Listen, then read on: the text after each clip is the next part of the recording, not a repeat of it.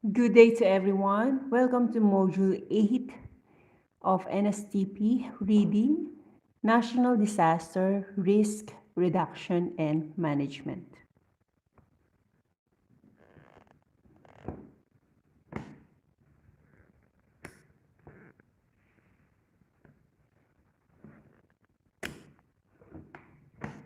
All right, we're going to start the reading here in Module 8. So, welcome to Module 8 of NSTP.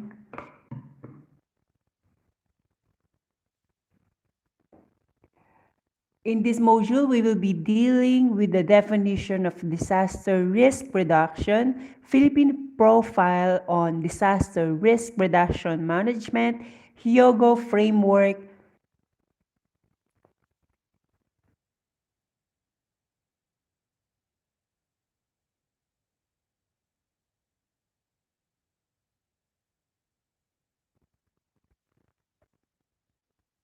salient points, Republic Act 1012-1, and the National Disaster Risk Reduction and Management Plan 2012 to 2028. Summarize the concept that the student will learn in the module. Use first or second person in discussing. At the end of this module, you will be able to, number one, explain the legal, environmental, and social basis of disaster risk reduction management in the Philippines. Number two is comprehend the importance of having knowledge regarding risk reduction and management in cases of disaster. Number three is demonstrate the importance of disaster risk reduction and management. Number four, apply the concept of disaster risk reduction and management in actual situation. What is disaster risk reduction? Disaster risk reduction, or DRR, is a systematic effort to analyze and manage the causes of disasters by reducing vulnerabilities and enhancing capacities in order to lessen the adverse impact of hazard and the probability of disaster. It aims to reduce socio-economic vulnerabilities to disaster, as well as dealing with the environmental and other hazards that triggers them. By this definition, it is imperative to note that disaster risk reduction has been one of the more important issues by every nation because of the research of vulnerability that has appeared even in 1970s. Likewise, the most common cited definition of DRR, or disaster risk reduction, is the conceptual framework of elements considered with the possibilities to minimize vulnerabilities and disaster risk throughout a society, to avoid or to prevent, or the prevention or to limit, mitigation and preparedness, the adverse impact of hazard within the broad context of sustainable development. With this, we can justify, therefore, that the foundation of the creation of the concept of disaster risk reduction is vulnerability in certain locations to natural calamities. With this idea, one can be prepared to limit the impact of such devastating calamities.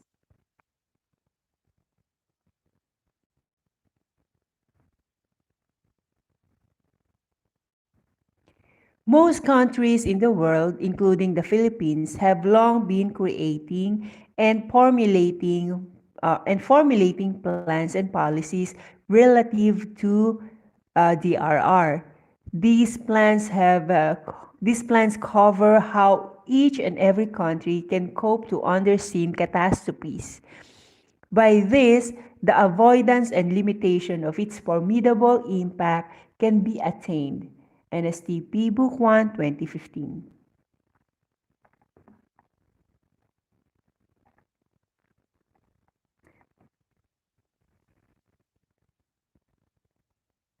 What is risk reduction or DRR is what is disaster risk reduction?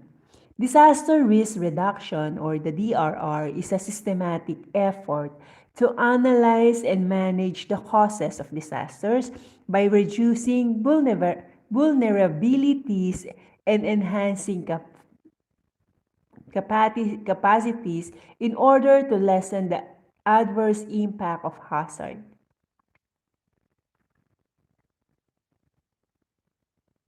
So where I am.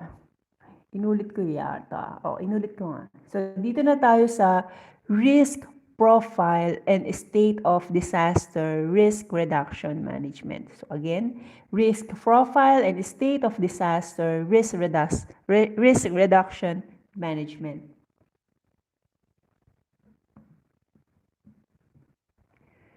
The National Disaster Risk Reduction Management Risk Reduction and Management Plan or the NDRRMP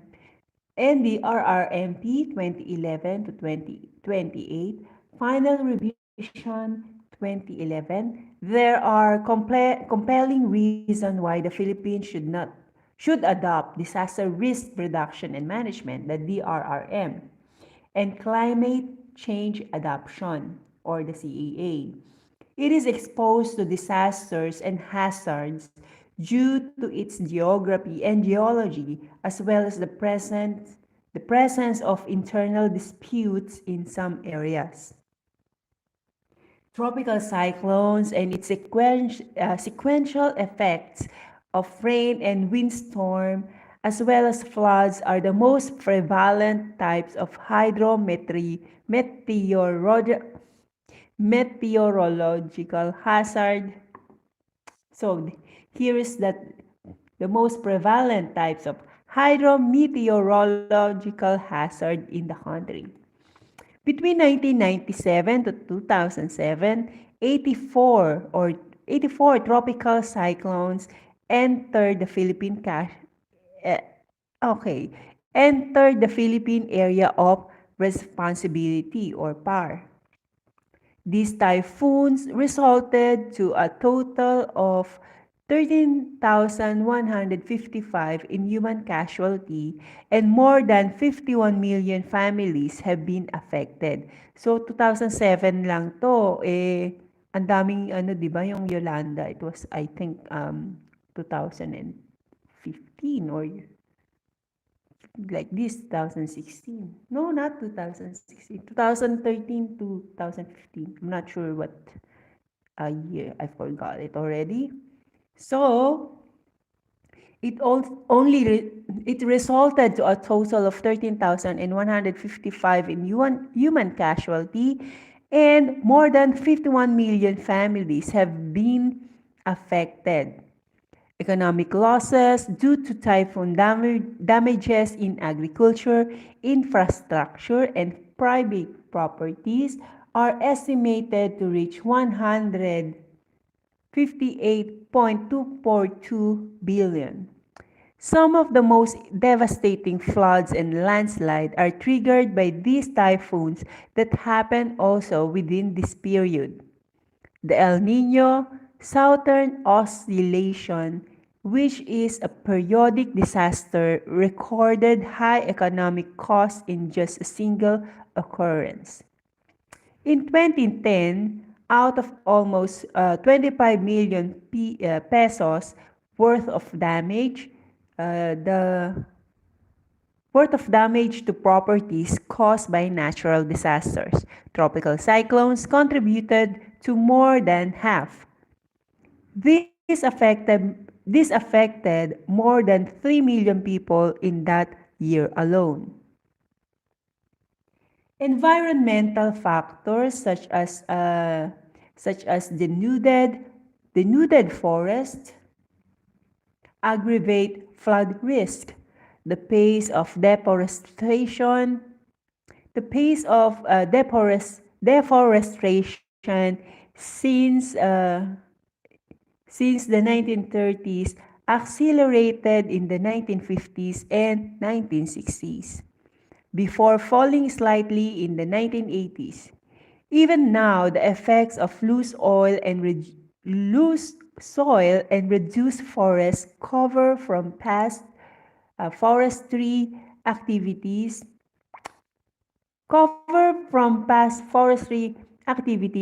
are left in frequent landslides and floods.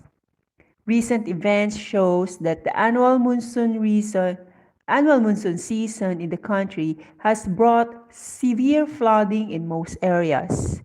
In 2011, most of the disaster had that claimed the lives of people and affected properties and livelihoods of the most vulnerable were brought about by increased rainfall, which caused massive flash flooding in areas which don't normally experience such. Between January to September 2011, more than 50 incidents of flash flooding and more than 30 landslides occurred, mostly caused by increased rainfall and illegal logging. Typhoon Sendong alone cost the lives of more than 1,000 people and damaged properties amounting to billions of pesos.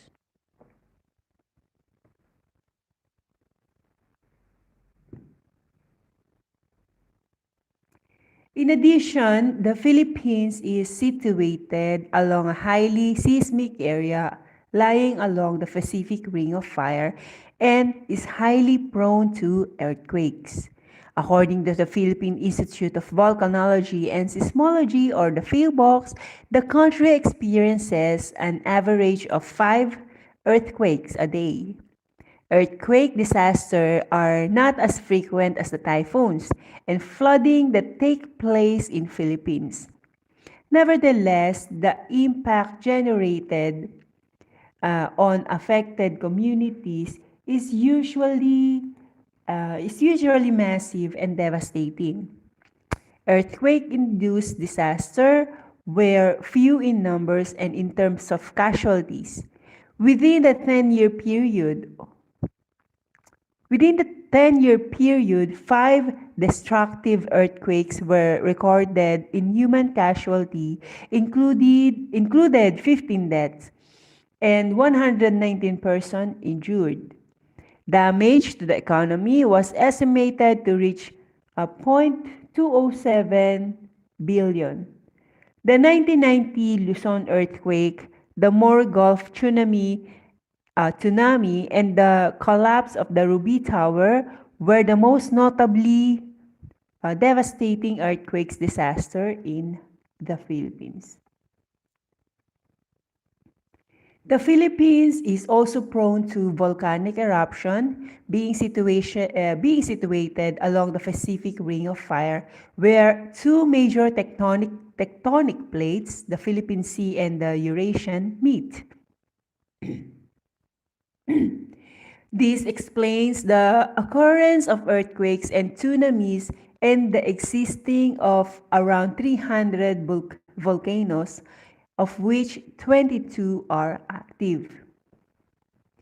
Based on the data from the National Disaster Risk Reduction and Management Council, NDRRMC, between 1990 and 2006, annual direct damages caused by disaster amount of Philippine peso 20 billion per day.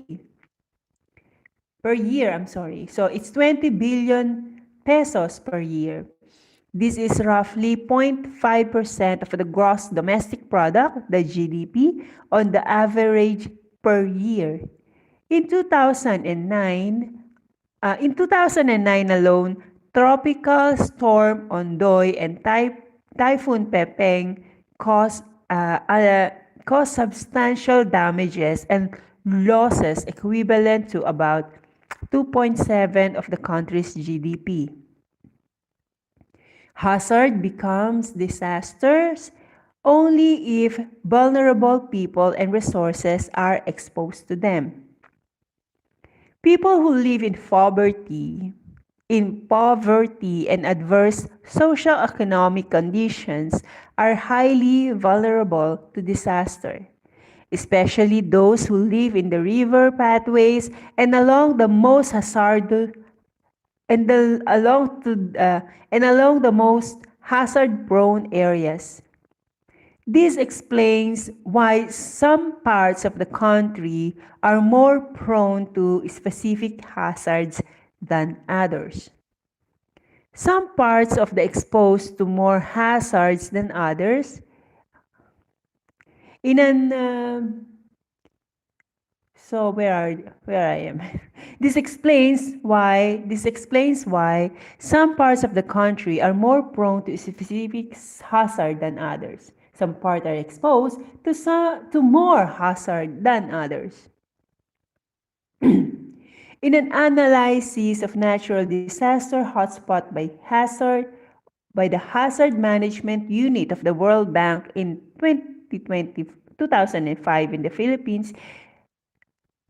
So what is it? Sorry. In an analysis of natural disaster hotspot by the Hazard Management Unit of the World Bank in 2005, the Philippines is among the countries where large percentage of population reside in disaster-prone areas. In the 2011 World Risk Report published by United Nations University and the Institute of Environment and Human Security, looking into the four components of risk: exposure, susceptibility, coping, and adapt capacities. The Philippines is the third most disaster risk country worldwide. Aside from natural causes, the country also experiences human-induced disaster. These are brought about by the hazards that are of political and socio-economic origins, among others. Many are forced to evacuate during times of conflict. Violence continues to plague the country, with most of the fighting in the south. Intense fighting between government forces and the Moro Islamic Liberation Front during the first half of 2009 resulted in the displacement of hundreds of thousands of civilians. So, dapat na talaga itong i-update itong module na ito kasi 2009 tapos na nga yung Marawi Yung 2006, di ba? Dapat to na-update na eh. Anyway, so wala tayong magagawa. I just need to be obedient lang muna. So where I am. Intense fighting between government forces and the Moro Islamic Liberation Front or MILF during the first half of the year 2009 resulted in the displacement of hundreds of thousands of civilians.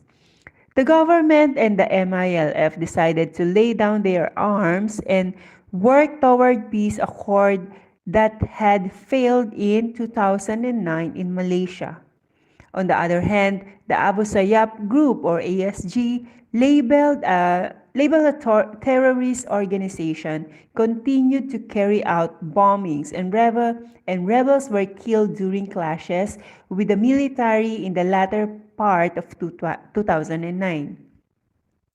This human-induced disaster caused by armed fighting in the south continued to threaten the security of civilian communities, which result into the displacement of thousands of civilians so long as there is no peace settlement mechanism in Mindanao. Internally displaced civilians will remain a given collateral damage of every armed conflict. Such disasters consequently cause public anxiety, loss of lives, destruction of properties, and sometimes socio-political stability. The Yoga Framework. The Yoga Framework, as adopted in Philippine Disaster Risk Reduction and Management Plan.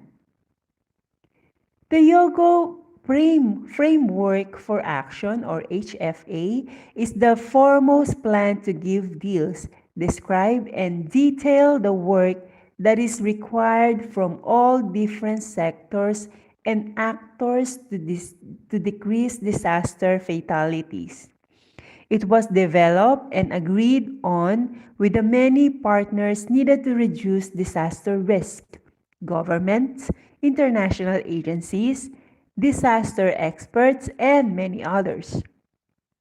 Bringing them into a common system of coordination, the Yoga Framework for Action outlines 5 priorities for action and offer guiding principles and practical means for achieving disaster resilience area.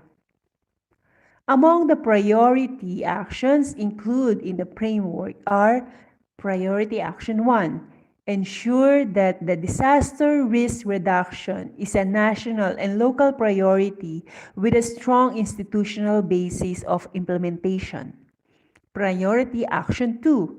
Identify, assess, and monitor disaster risk and enhance early warning. Priority Action 3. Use knowledge, innovation, and education to build a culture of safety and resilience at all levels. Priority Action number 4. Reduce the underlying risk factors.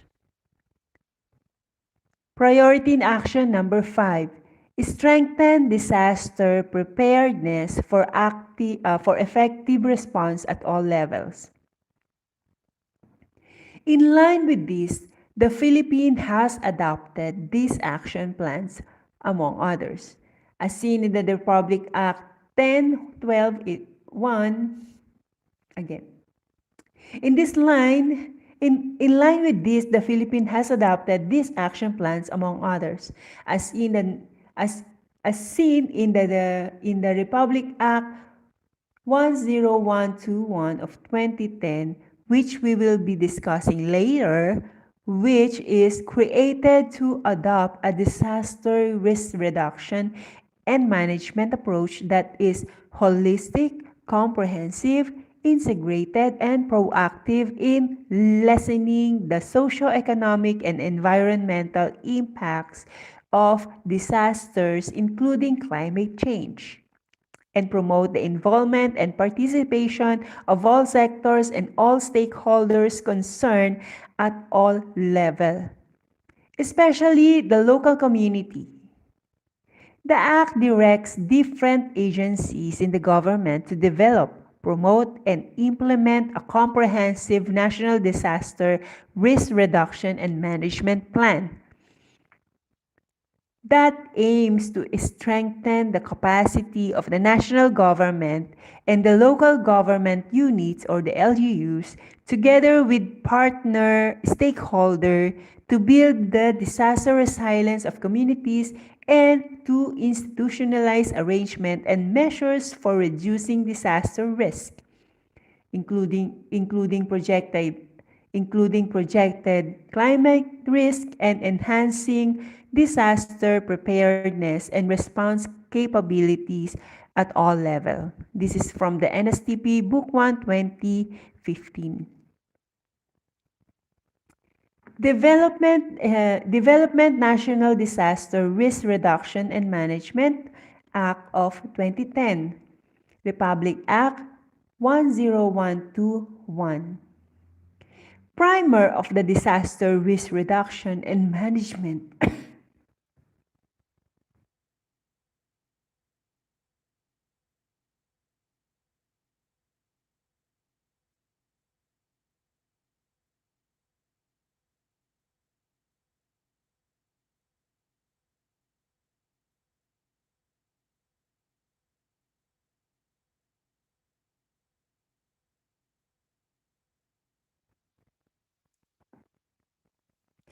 Primer on the Disaster Risk Reduction and Management (DRRM) Act of 2010.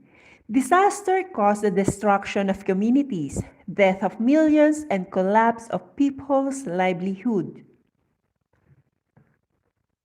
Disaster leave in indelible impacts. Disaster leave indelible impacts of physical landscape and on people's mind. In development terms, disaster can mean serious economic impact on nations, communities, and households. For developing nations like the Philippines, disasters also pose major hurdles for the achievement of the Millennium Development Goals or MDG.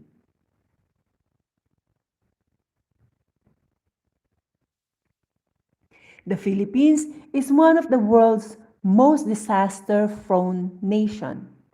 The exposure of the Philippines to disaster can be attributed to its geographical and physical characteristics. Earthquakes are common and volcanoes abound because the country is in the Pacific Ring of Fire. The Philippines also absorbs the full strength of typhoons that develop in the Pacific Ocean. Republic, Republic Act number 10121 or the Philippine Disaster Risk Reduction and Management Act of 2010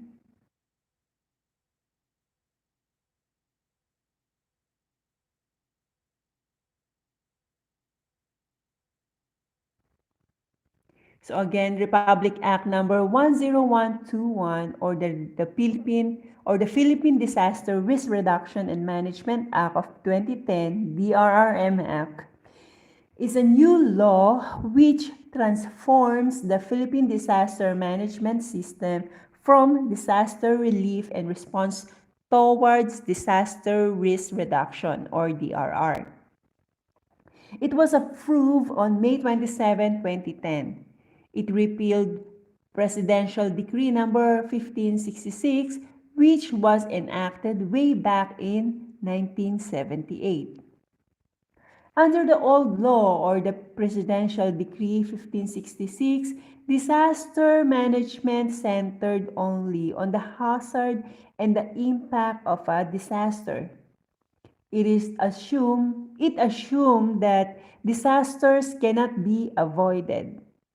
Most of the plans were on the provision of relief goods and infrastructures like dikes and flood control system.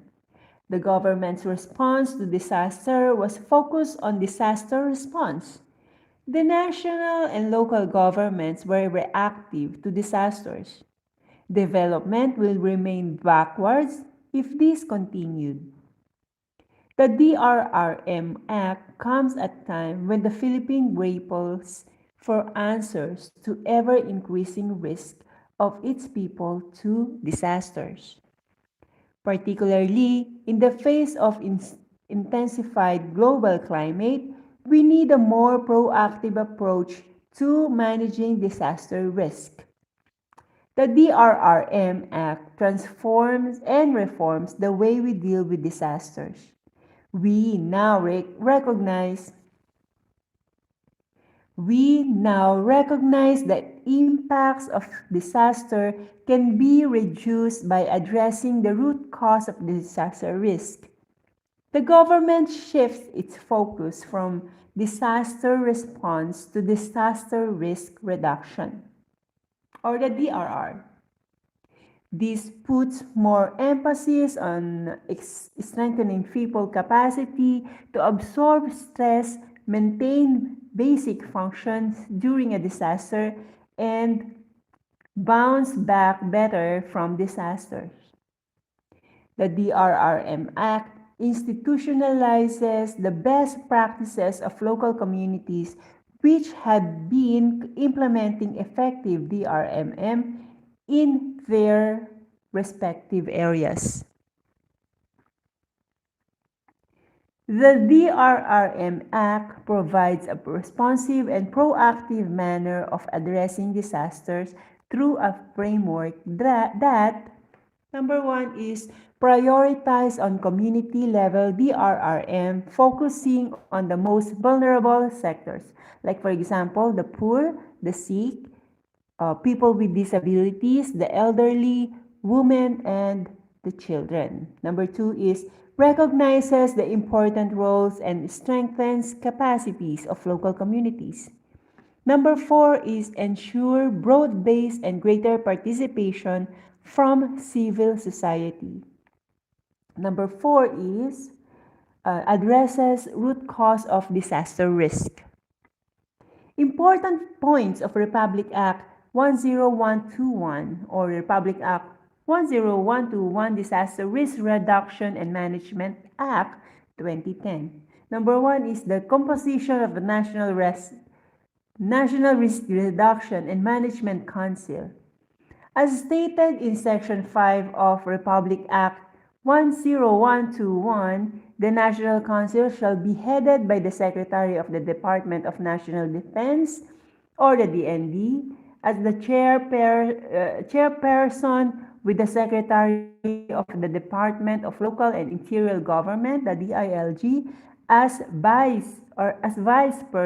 chairperson for disaster preparedness and Secretary of the Department of Social Welfare and Development as a vice chairperson for disaster response, the Secretary of the Department of Science and Technology, the Department of Science and Technology or DOST as a vice chairperson of disaster prevention and mitigation and the Director General of the National Economic and Development Authority or the NEDA as Vice Chairperson for Disaster Rehabilitation and Recovery.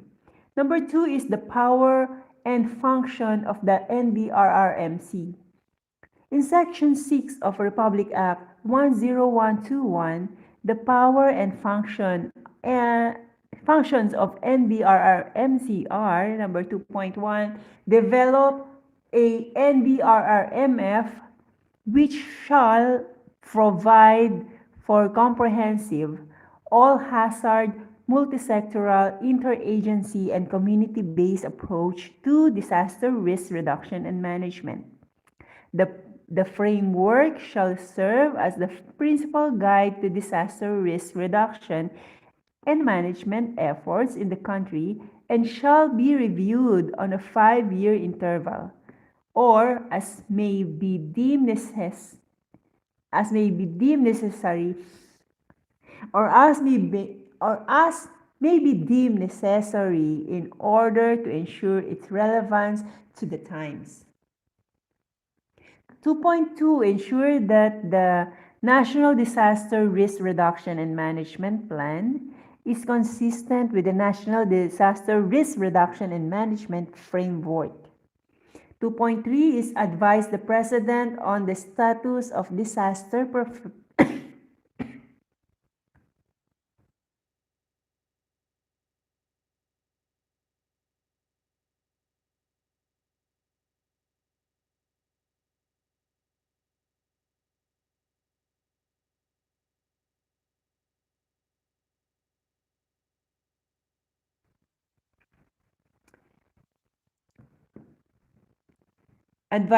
advise the President on the status of disaster preparedness, prevention, mitigation, response, and rehabilitation operations being undertaken by the government, civil society organizations, private sectors, and volunteers.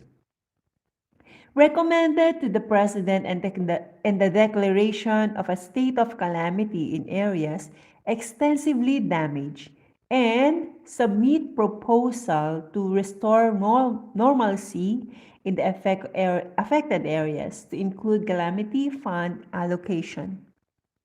2.4 ensure a multi-stakeholder participation in the development, updating, and sharing of a disaster risk reduction and management information system and geographic information system-based national risk map as policy, planning, and decision-making tools.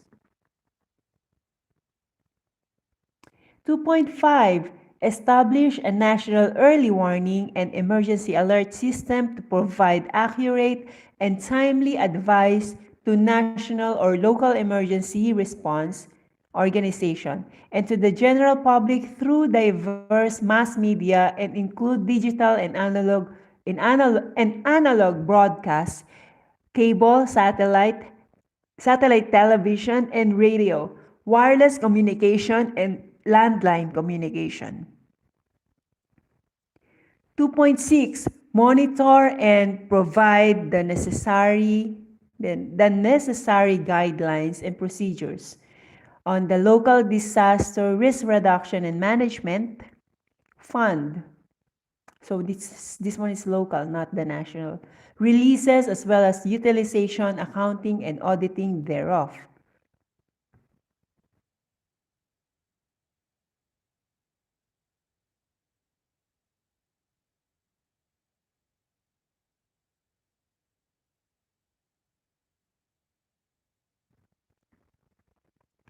2.7.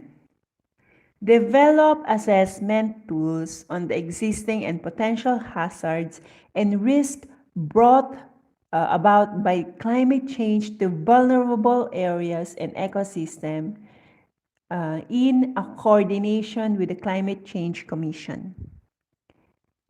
Number 2.8, develop vertical and horizontal coordination mechanism for a more coherent implementation of disaster risk reduction and management policies and programs by sectoral agencies and local government unit or the LGUs.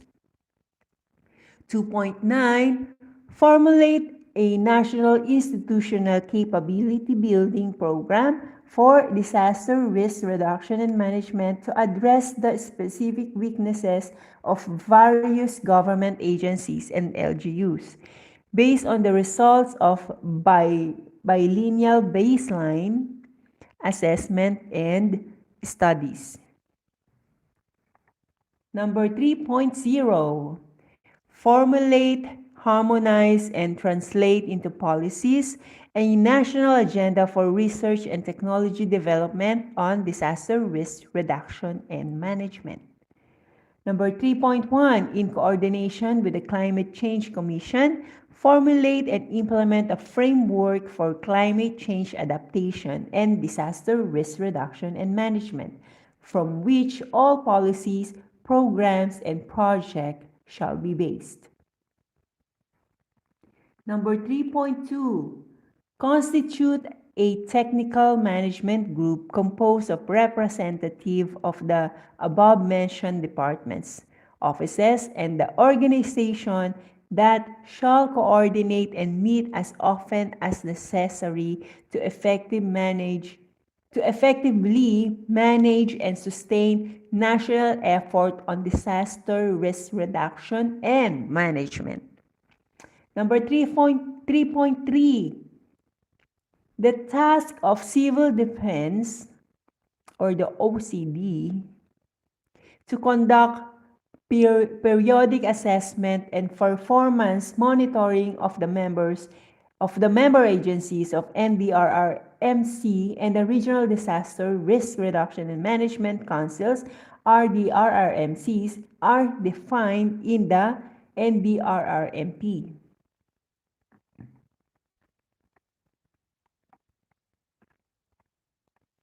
Number 3.4, coordinate or oversee the implementation of the country's obligation with disaster management treaties to which it is a party and see to it that the country's disaster management treaty obligation be incorporated in its risk reduction and management framework, policies, plans, programs, and projects. Number 3, organization of DRRM at regional level. Section 10 of RA 10121 stated that the current Regional Disaster Coordinating Council shall henceforth be known as the Regional Disaster Risk Reduction and Management Councils, or RDRRMCs, which shall coordinate, integrate, supervise, and evaluate the activities of the LDRRMCs or the local disaster risk reduction and management. The RD, the RD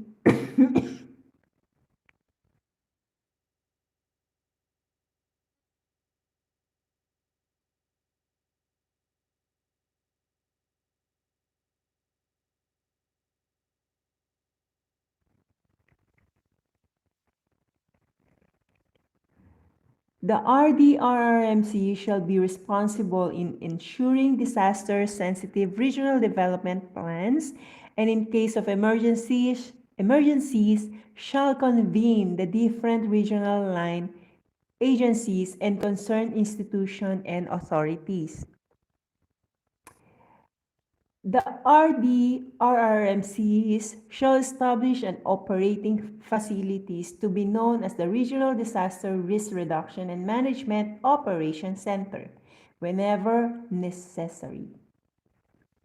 The Civil Defense Officer of the OCD who are or may be designated as the regional directors of the OCD shall serve as chairperson of the RDRRMCs. Its vice chairperson shall be the regional director of the DSWD, the DILG, and the DOST, and of course the NEDA. In the case of the Autonomous Region in Muslim Mindanao or the ARMM, the regional governor shall be the RDRRMC chairperson. The RDRRMCs shall be composed of the executive of the regional offices and field stations at the regional level of the government agencies. Number 4, organization at local government level. Section 11 of RA 10121, the existing provincial, city, and municipal disaster coordinating councils shall henceforth be known as the Provincial, City, and Municipal Disaster Risk Reduction and Management Council.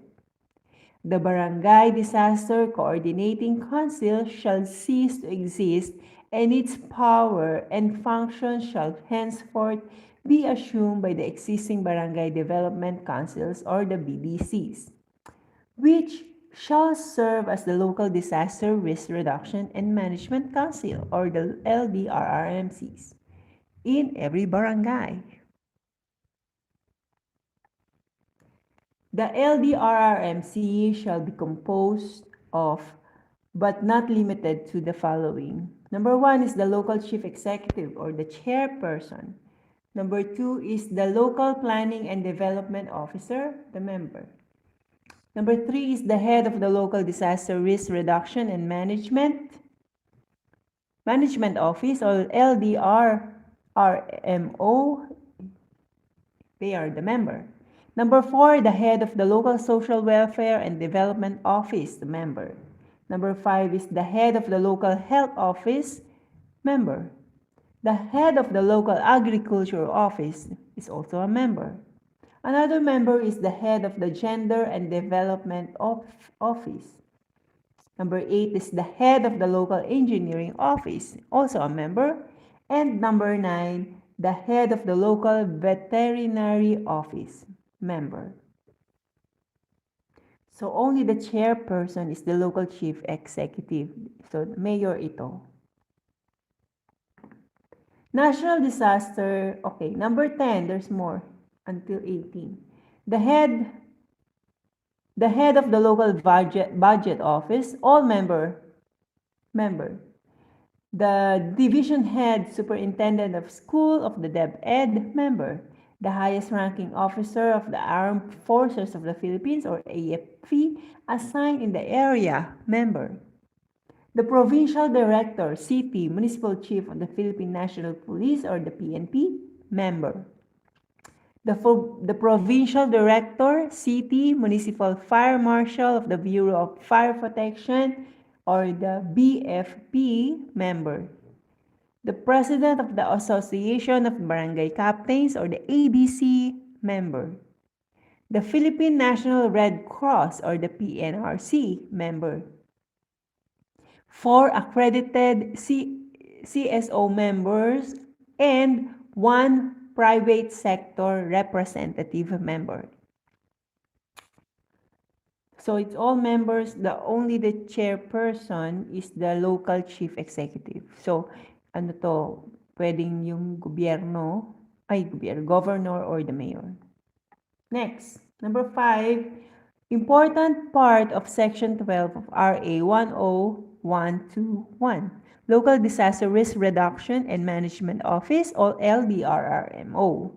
5.1, there shall be established an LDRRMO in every province, city, municipality, and barangay disaster risk reduction and management committee in every barangay, which shall be responsible for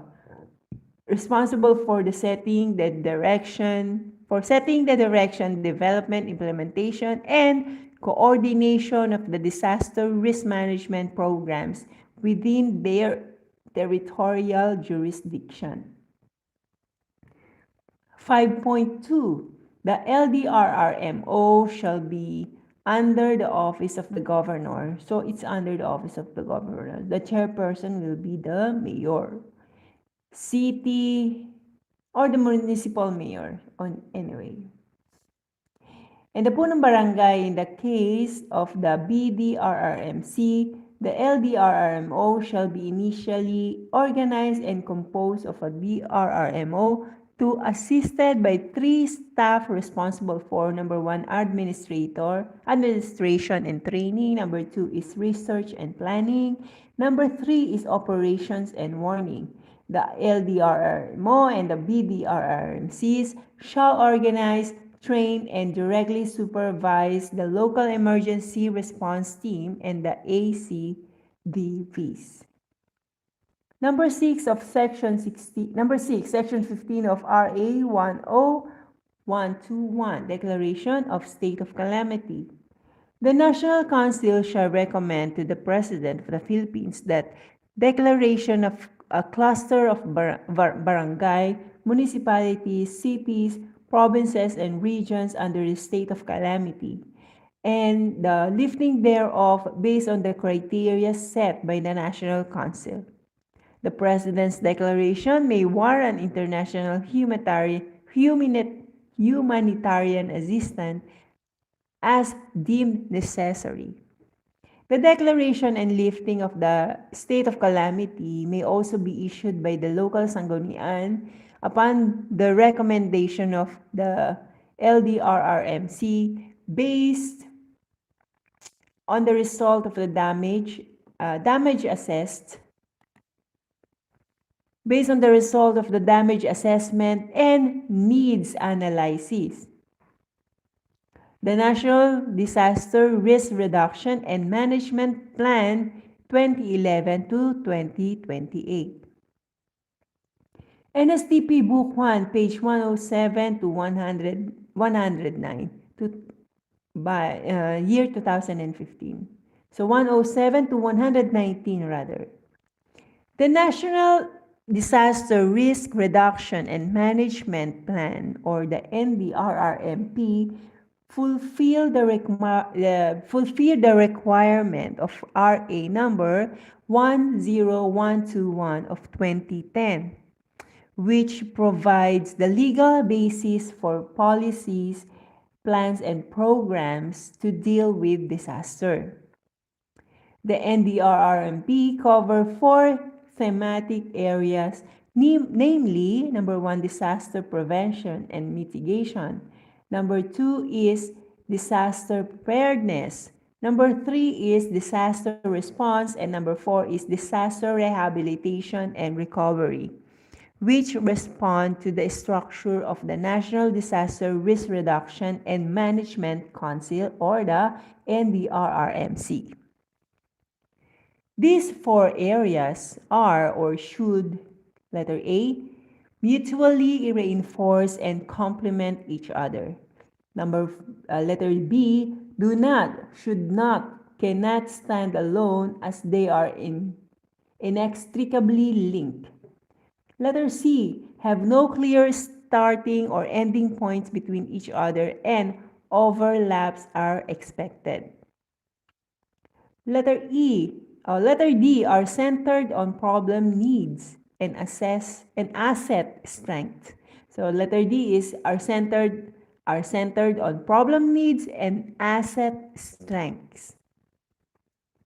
Letter E is point to one direction. For example, reduce people's vulnerabilities and increasing their capabilities.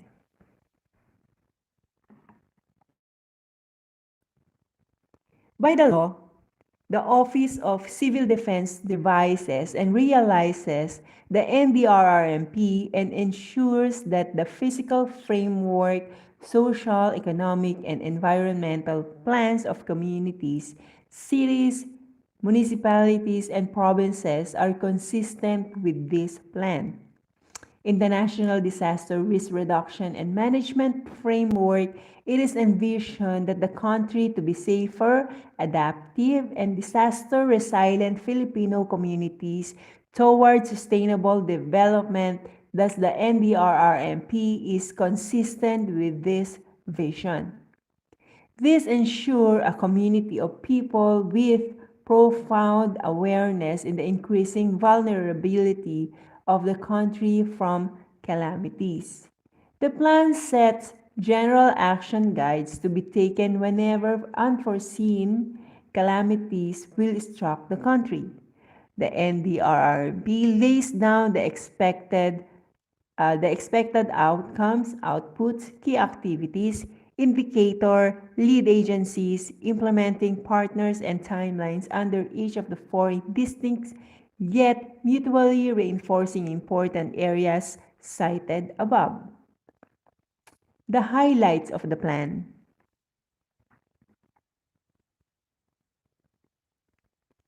Letter A. The need for institutionalizing DRRM policies, structures, coordination mechanism, and programs with continuing budget appropriation on DRR from the national down to local levels. Appropriation on DRR from national down to local levels. Thus, several activities will strengthen the capacity of the personnel of the national government and the local government units and partner stakeholders, build the disaster resilience of the communities and institutionalize arrangement, and measure for reducing disaster risk, including climate risk. Letter B, the importance of mainstreaming DRRM and climate change adaptation or the CCA in the development processes such as policy formulation, socio-economic development planning, budgeting, and governance, particularly in the area of the environment, agriculture, water, energy, health, education, poverty reduction, land use and urban planning, and the public infrastructure and housing, among others.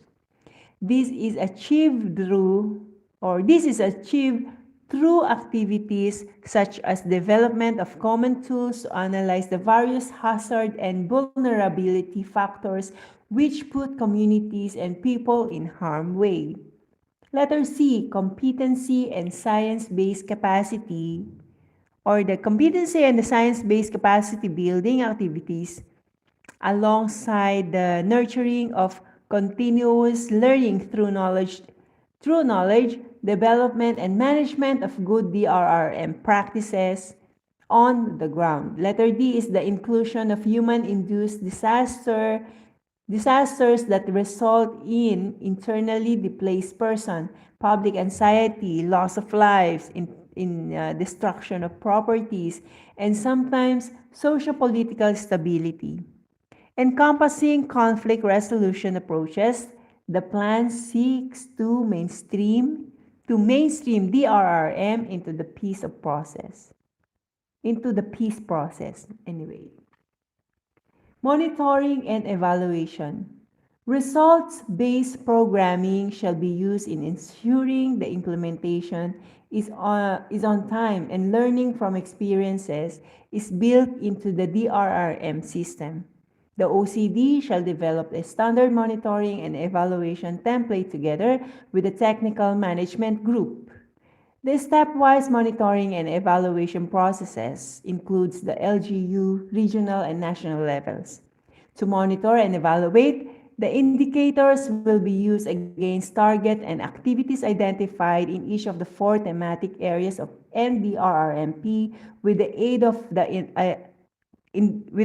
the identified means of verification. Annual reporting is done by the NDRRMC through the OCD to the Office of the President, Senate, and the House of Representatives within a quarter of succeeding year. The HFA Monitor online tool will also be used by the NDRRMC as a working format to undertake national multi-stakeholder consultation processes as progress is reviewed and challenges are systematically identified. So we have here the references and the supplementary materials. This module is from the NSTP Book 1, page 107 to 118 from Kilang Alexandra et al. James I. Bill Publication, Malabon City, copyright 2015, ISBN 978-971-967606 and 5. We have also here the supplementary materials, primer on the Disaster Risk Reduction of Management, DRRM Act of 2010. So it downloads only in caraga.dilg.gov.ph at ito ay kinuha sa internet. The RA 10121 Disaster Risk Reduction Management Act 2010 is from the senate.gov.ph. The National Disaster Risk Reduction and Management Plan, NDRRMP 2011 to 2028, final revision. So, no final revision yan, nakaraan. It's from the dilg.gov.ph. And that's all for today. Tapos na ang volunteering at tapos na rin ang tungkol sa huli nating topic, sa disaster risk reduction and management. Salamat po sa mga narito sa oras na ito, sa mga sumama sa akin. Ito po ay makakatulong para po sa aking, ginagawa ko po itong live na to dahil ito po ay makakatulong para sa aking pagre-review tungkol sa aking subject. Maraming salamat po sa mga sumama sa akin. At good day sa inyong lahat. Paalam na po. Matutulog na po ako.